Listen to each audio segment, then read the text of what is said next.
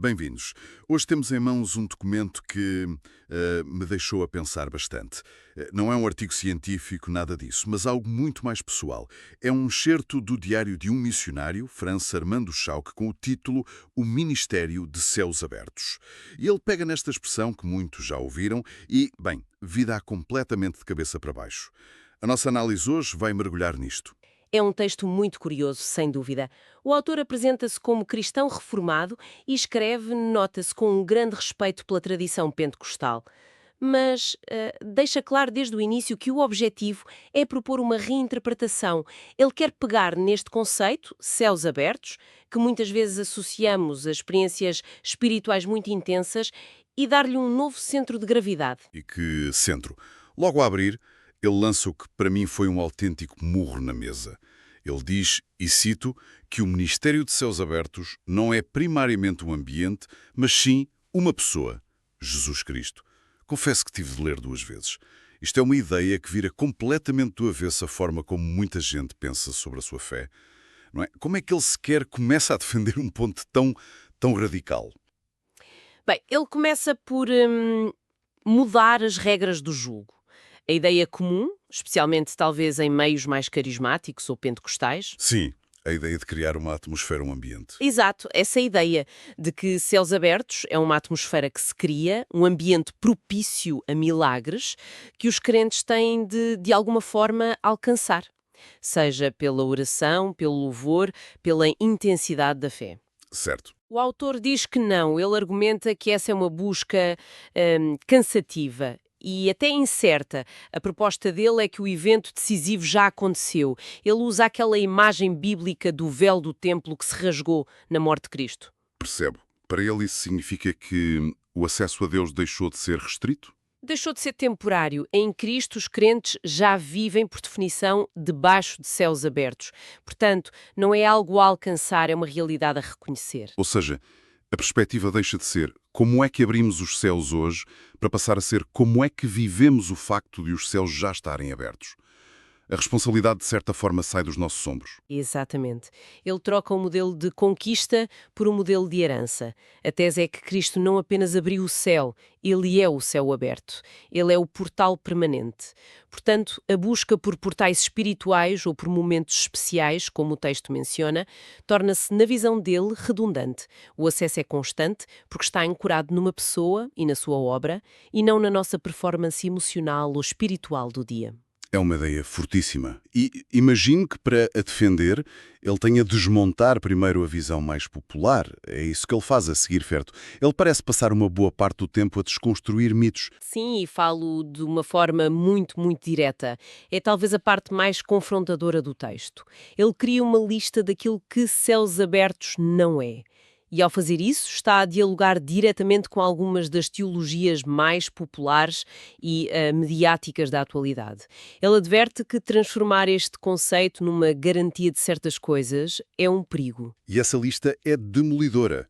Ele diz que céus abertos não é uma garantia de prosperidade, de ausência de sofrimento, não é uma régua para medir a espiritualidade de alguém, nem um meio para obter casamentos, curas ou outros milagres.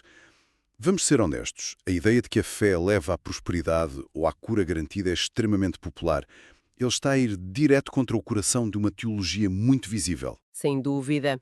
Cada um desses pontos ataca uma vertente do que se pode chamar de teologia da glória. Aquela ideia de que a vida cristã deve ser uma sucessão de vitórias e bênçãos visíveis. Quando ele diz que não garante prosperidade, está a contrariar a teologia da prosperidade. Quando diz que não é um meio para obter curas, está a questionar a ideia de que a fé funciona como uma espécie de máquina de milagres automática. E a parte sobre a morte de inimigos, essa é particularmente chocante. É, e mostra até que ponto ele acredita que este conceito pode ser distorcido. Ele está a tentar purgar a ideia de céus abertos de qualquer utilidade mágica, egoísta ou até vingativa. A preocupação dele é que, se os céus abertos dependem da nossa intensidade, então podemos começar a acreditar que podemos usar essa chave para os nossos próprios fins, mesmo os mais sombrios. A proposta dele recentra tudo na soberania e no caráter de Deus, não nos nossos desejos. Mas de todos os pontos, o que me parece mais desafiador é o do sofrimento. Ele afirma preto no branco: céus abertos não anulam o sofrimento. Pessoas fiéis e tementes a Deus também sofrem. Isto é o oposto que muita gente procura na religião, um refúgio, um escudo contra a dor. É um ponto absolutamente crucial na teologia reformada que ele representa. A fé não é vista como uma vacina contra a realidade da queda do mundo, mas sim como um recurso para a navegar. A lógica dele, baseada em passagens como Romanos 8, é que o sofrimento continua a ser real. Mas a presença de Deus, através deste acesso aberto, muda a nossa perspectiva sobre ele. Não se trata de evitar a tempestade, mas de ter uma âncora que nos prenda ao trono da graça, como ele mais tarde refere, mesmo no meio da tempestade. O sofrimento não é um sinal de céus fechados, mas uma oportunidade de experimentar a suficiência da graça de Deus de uma forma mais profunda. Percebe? Portanto, ele passa uma boa parte do tempo a desconstruir estes mitos, a dizer o que céus abertos não é. Mas ele não fica por aí, pois não. Qual é a alternativa que ele constrói no lugar disso? O que é para ele o ministério que vive esta verdade? Ele constrói uma alternativa muito focada no caráter e na doutrina. Ele lista 7 características que, para ele, definem um autêntico ministério de céus abertos. E a primeira, como seria de esperar, é que tem de ser centrada em Cristo. Tudo parte e volta para a pessoa de Jesus. O que faz todo o sentido se o ponto de partida é que Cristo é o céu aberto? Exatamente. Depois, diz que é um ministério firme na palavra, na Bíblia, o que ancora a experiência na doutrina. Terceiro, é dependente da graça, não do mérito pessoal, o que reforça a ideia de que não é algo que se conquista. E o quarto ponto é muito interessante. Qual é? Diz que é um ministério sensível à ação do Espírito, mas sem misticismo excessivo. Espera aí, sem misticismo excessivo? O que é que ele quer dizer com isso? Está a criticar a busca por emoções fortes, por experiências sobrenaturais, por arrepios? De certa forma, sim. Parece ser um apelo ao equilíbrio. Ele não está a negar a dimensão espiritual ou a experiência com Deus, afinal, ele valoriza a sensibilidade à ação do Espírito. O que ele parece criticar é quando a busca pela experiência se torna o objetivo em si mesmo, desligada da verdade bíblica. É uma crítica a uma fé que se mede pela quantidade de fenómenos extraordinários ou pela intensidade dos sentimentos, em vez de se medir pela fidelidade à doutrina e pelo fruto do caráter. É aqui que o diálogo entre as sensibilidades reformada e pentecostal se torna mais palpável.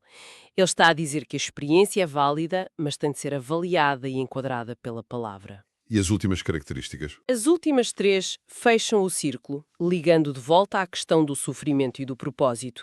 Diz que é um ministério vivido na fé, mesmo quando as circunstâncias são desfavoráveis, que serve com amor, mudando o foco do eu para o outro, e, finalmente, que o seu objetivo último é glorificar a Cristo em tudo, e não a promoção pessoal ou a obtenção de benefícios. É uma visão que troca o espetacular pelo consistente. E ele não tira estas ideias do ar, imagino.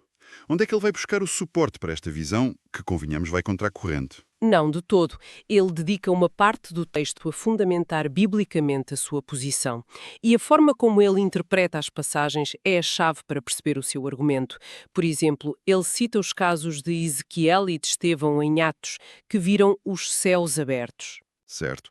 E como é que ele usa esses exemplos? Porque, à primeira vista, parecem experiências místicas individuais. Precisamente o tipo de coisa que ele parece estar a relativizar. É uma ótima observação. E a interpretação dele é o ponto fulcral.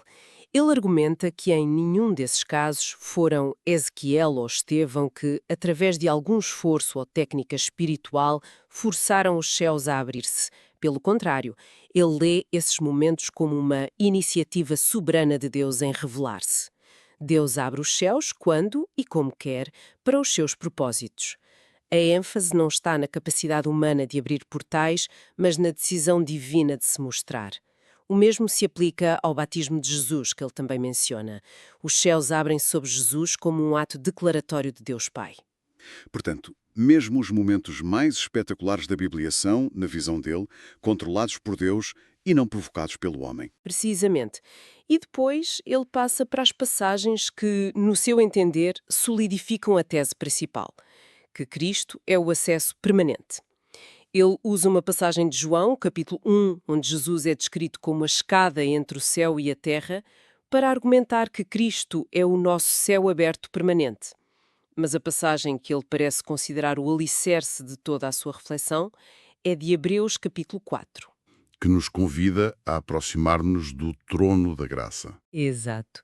Cheguemos, pois, com confiança ao trono da graça, para que possamos alcançar misericórdia e achar graça a fim de sermos ajudados em tempo oportuno. A palavra-chave para o autor é confiança. De onde vem esta confiança? Ele diria que não vem da nossa performance, dos nossos sentimentos, ou se o ambiente do culto está carregado de poder. A confiança vem do facto de que o acesso foi comprado e pago por Cristo. O trono da graça não tem um horário de funcionamento, nem exige uma senha emocional. Está sempre acessível. Ok, se juntarmos todas as peças, o que temos é uma mudança de paradigma bastante profunda. Sair de uma teologia da busca, da conquista de momentos, para uma teologia do descanso, da vivência de uma realidade já estabelecida. É isso? É a conclusão a que ele nos leva. É uma passagem do experiencial para o doutrinal. Ou, para ser mais precisa, é o enraizamento da experiência na doutrina.